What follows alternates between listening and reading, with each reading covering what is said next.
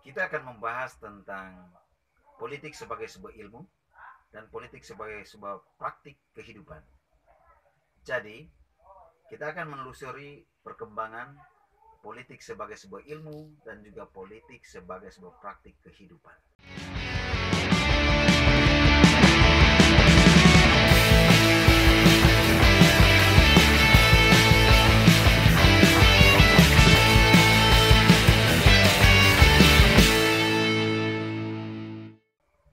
Apabila ilmu politik dilihat sebagai sebuah ilmu, maka ilmu politik itu sebetulnya baru lahir terakhir abad ke-19. Kenapa dia disebut sebagai ilmu? Karena sebetulnya politik ini memiliki objek kajian yang jelas, memiliki ruang lingkup yang jelas, dan merupakan cabang dari ilmu-ilmu sosial lain. Tetapi apabila politik itu dilihat sebagai sebuah praktik kehidupan bernegara, maka politik itu sesungguhnya merupakan ilmu sosial tertua di dunia. Bagaimana kita bisa membuktikan? Kita membuktikannya dengan melihat pada tulisan-tulisan kuno Yunani. Kita bersandar pada sejarah filsafat barat Yunani kuno. Di sana kita akan temukan karya-karya Herodotus, karya-karya filsuf klasik pada zaman Yunani. Yunani kuno pada waktu itu ada tulisan filsuf seperti filsuf Plato, Aristoteles, dan beberapa filsuf lainnya. Di dalam karya-karya itu kita temukan bahwa sebetulnya politik itu merupakan sebuah praktik bagaimana mengurus sebuah kota, bagaimana mengurus sebuah negara. Politik sebagai praktik hidup bernegara ini pun di Asia juga kita temukan pada sekitar 350 sebelum Masehi. Kalau di Yunani itu 450 sebelum Masehi. Kalau di Asia kita temukan pada tahun 350 Masehi sebelum Masehi dalam tulisan-tulisan kuno seperti juga di China. Di India kita lihat dalam tulisan-tulisan kesusastraan Dharma Sastra dan Arta Sastra. Sementara di Cina dalam tulisan filsuf Confucius juga Mencius. Nah, bagaimana jika di Indonesia? Di Indonesia juga politik sebagai sebuah praktik kehidupan bernegara atau praktik kehidupan dalam mengelola sebuah kerajaan sudah lama dilihat dalam tulisan-tulisan kuno masa Majapahit, misalnya dalam negara Kertagama, juga dalam Babat Tanah Jawi. Itu membuktikan bahwa Indonesia juga pernah hidup dalam sebuah praktik politik pada masanya, pada abad 13 dan 15 Masehi. Di Eropa, Jerman, Austria, dan Prancis pada abad ke-18 dan 19 itu politik itu dipengaruhi oleh ilmu. Kemudian di Inggris itu politik itu dibahas dalam mata kuliah filsafat, dan juga bahkan dia lebih kental masuk ke dalam filsafat dan sejarah. Itu di Inggris. Bagaimana dengan di Amerika Serikat? Di Amerika Serikat ilmu politik ini dibahas dalam ilmu. Seperti di Eropa, di Amerika juga ilmu politik tidak bebas dari tekanan ideologis. Namun, ilmu politik ini di Amerika lebih tertuju kepada pengumpulan data-data real. Karena itu di Amerika pun tidak bebas dari tekanan yuridis. Nah, dalam perkembangan ilmu politik di Amerika lebih banyak dipengaruhi oleh ilmu sosiologi dan psikologi. Sehingga terminologi ilmu politik sangat dipengaruhi oleh dua ilmu tersebut. Nah, baru pada tahun 1858 seorang rektor yang bernama Francis Lieber, orang dari Jerman, guru besar Jerman, dia kemudian membangun sebuah universitas namanya Columbia College, dan dari situlah pengakuan independensi ilmu politik. Nah, kemudian pada tahun 1904 baru dipilihkan sebagai political science atau ekonomi. Mari kita lihat perkembangan ilmu politik di Belanda. Pada umumnya, negara-negara penjajah seperti Amerika Serikat, Inggris, Prancis, Jerman, dan bahkan Belanda, ilmu politik masih dipengaruhi oleh ilmu hukum. Maka kemudian pengaruh-pengaruh itu juga kemudian dibawalah kepada negara-negara jajah. Contoh di Indonesia. Di Indonesia, pendidikan di Indonesia itu sangat dipengaruhi oleh pendidikan Belanda pada waktu itu. Maka kemudian ilmu politik ketika masuk di Indonesia pada awalnya terintegrasi dengan ilmu-ilmu hukum. Namun pada kemudian dalam perkembangannya di Universitas Gadjah Mada baru muncullah FISIPOL, Fakultas Ilmu Sosial dan Politik. Namun pada waktu itu ada perkembangan yang lebih pesat lagi, maka muncullah ilmu pemerintahan, di mana dalam ilmu pemerintah itu akan dibahas ilmu politik. Tetapi yang kita tahu bahwa di dalam ilmu pemerintah banyak kajian-kajian hukum, maka politik sebagai sebuah ilmu kemudian memisahkan dirinya dari ilmu pemerintah dan sampai sekarang. Begitupun di Universitas Indonesia. Nah, bagaimana cikal bakal lahirnya politik sebagai sebuah ilmu? Ada perdebatan panjang dan diskusi yang melebar terkait dengan politik sebagai sebuah ilmu. Ada yang mengatakan bahwa politik itu art, seni. Ada juga mengatakan bahwa politik itu sebuah sains, sebuah ilmu. Nah, politik sebagai sebuah ilmu ada tuntutan rasionalitas yang ketat bahwa segala sesuatu apabila dijadikan ilmu maka harus melalui sebuah uji eksperimen yang dilakukan secara terkontrol, misalnya dilakukan di dalam laboratorium. Maka hanya ilmu-ilmu eksakta, ilmu-ilmu matematika semacamnya, atau fisika, kimia yang bisa dipastikan menjadi sebuah ilmu. Sementara politik tidak bisa dijadikan sebagai sebuah ilmu karena tidak bisa dilakukan semacam sebuah uji laboratorium, sebuah hipotesa yang secara terkontrol. Karena memang politik dan ilmu-ilmu sosial lainnya membahas tentang manusia. Manusia selalu berubah dari waktu ke waktu, dari detik ke detik. Dan objek sebagai studinya adalah manusia, maka manusia itu bersifat sangat kompleks, komprehensif. Maka jika dikaji dengan indikator tadi, maka sebetulnya politik tidak bisa dijadikan sebagai sebuah ilmu. Namun baru pada tahun 1948 di Paris, Prancis, baru dirumuskan ulang karakteristik ilmu pengetahuan, bahwa karakteristik ilmu pengetahuan itu keseluruhan dari pengetahuan yang terkoordinasi mengenai pokok pemikiran tertentu. Nah, definisi ini lebih umum dan lebih luas daripada indikator yang tadi. Karena itu, ilmu politik layak disebut sebagai sebuah ilmu.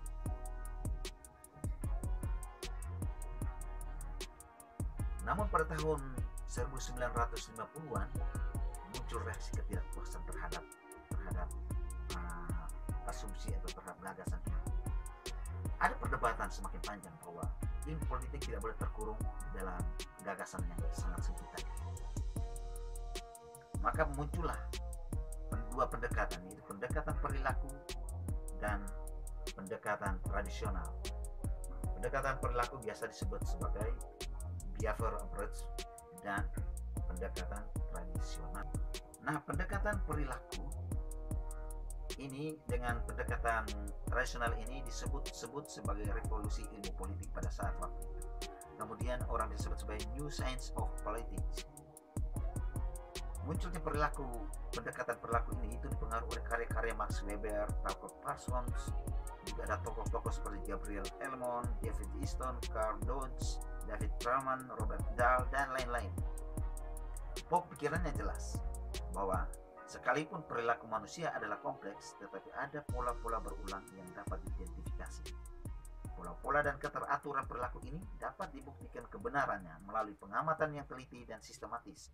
Dengan menggunakan statistik dan matematika, dapat dirumuskan hukum-hukum yang bersifat probabilitas. Nah, pokok pikirannya adalah bahwa perilaku politik harus lebih menjadi fokus pengamatan daripada lembaga-lembaga politik atau keyakinan politik. Jadi pendekatan perilaku politik ini lebih memfokuskan kepada perilaku berpolitik, sementara lembaga-lembaga politik atau organisasi-organisasi politik atau biasa kita sebut sebagai infrastruktur politik, ada lembaga-lembaga, ada kelompok-kelompok kepentingan, itu seolah-olah diabaikan begitu saja. Itu dalam pandangan pendekatan perilaku. Dan institusi negara, lembaga-lembaga yang ada di dalam negara itu dinafikan begitu saja, tidak dianggap. Nah, inilah yang kemudian mendapat kritikan dari pendekatan tradisional. Pendekatan tradisional memberikan kritik bahwa nilai-nilai yang diperjuangkan oleh pendekatan perilaku itu tidak memberi jawaban atas pertanyaan yang berdasarkan pandangan hidup tertentu. Misalnya sistem politik, apa yang paling baik, atau masyarakat bagaimanakah yang seharusnya dibangun. Tidak ada relevansi dengan politik praktis dan mematakan masalah-masalah sosial.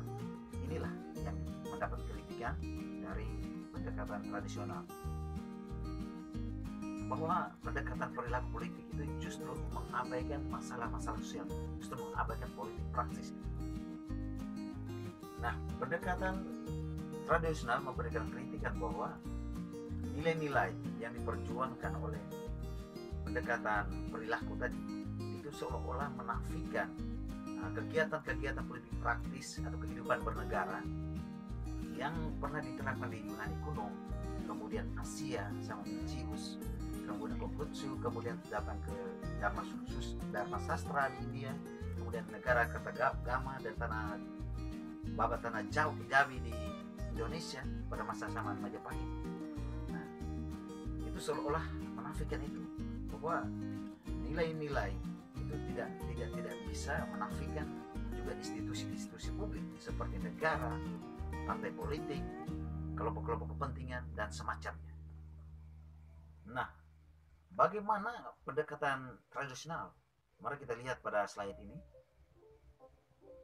Kalau pendekatan tradisional lebih memandang ke masa lampau, lebih historis yuridis. Kemudian pendekatan ini dipengaruhi oleh tulisan-tulisan Herbert Marcuse, Wright Mills, dan Jean-Paul Sartre, seorang filsuf dari Prancis. Juga tokoh-tokoh pengusungnya ada Eric Fougelin, ada Levi Strauss, dan juga John Hallwell. Nah, pendekatan ini lebih bersifat praktis. Dia lebih mementingkan nilai-nilai yang merupakan tugas ilmu politik dan melibatkan diri dalam usaha mengatasi krisis-krisis yang dihadapi manusia. Nah, ini justru berbeda dengan konsep-konsep yang ditawarkan dalam pendekatan perilaku politik. Misalnya, yang pertama kita lihat, perilaku politik itu memperlihatkan keteraturan yang dapat dirumuskan dalam generalisasi-generalisasi. Nah, kemudian generalisasi ini pada asasnya harus dapat dibuktikan kebenarannya dengan menunjuk pada perilaku yang relevan.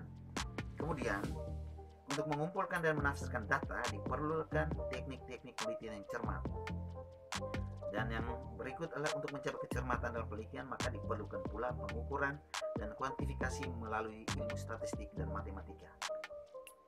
Jadi, sebetulnya pendekatan perilaku ini lebih mengarah kepada kuantitatif, seperti matematika, fisika, kimia, dan sebagainya. Lebih mengarah kepada gagasan tentang ilmu pengetahuan pada zaman klasik pada waktu itu. Nah, kemudian dalam membuat analisa politik, nilai-nilai pribadi si peneliti sedapat mungkin tidak main peranan. Jadi, si peneliti harus berada benar-benar di luar konteks, harus netral. Dan yang terakhir, penelitian politik bersifat terbuka terhadap konsep-konsep, teori-teori, dan ilmu sosial lainnya.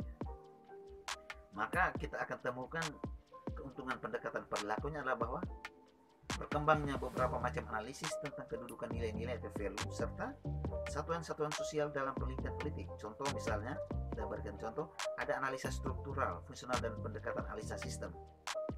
Sebagai contohnya kita ambil sistem politiknya David Easton atau Gabriel Elmond, di mana ada input-input yang kemudian mendongkrak naik kepada otoritas, kemudian dari otoritas menghasilkan berbagai output yang kita sebut sebagai kebijakan.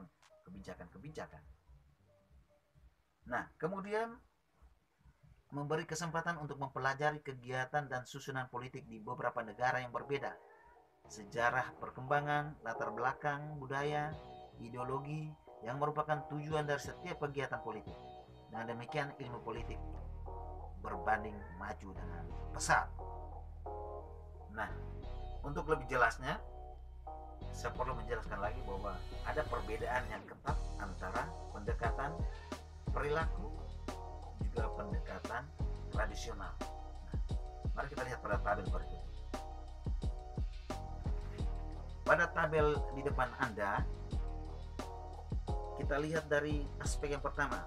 Dari tradisional, dia lebih mempertahankan nilai dan norma-norma, sementara pendekatan perilaku dia lebih banyak mengumpulkan data, mengumpulkan fakta-fakta. Nah, kemudian tradisional lebih bersifat, ilmu politik lebih bersifat filsafat. Kita tahu bahwa ilmu politik ini sebetulnya lahir, konsep awalnya lahir dari filsuf Yunani kuno pada waktu itu. Ada Aristoteles, ada ahli sejarah Herodotus, ada Plato yang idealismenya.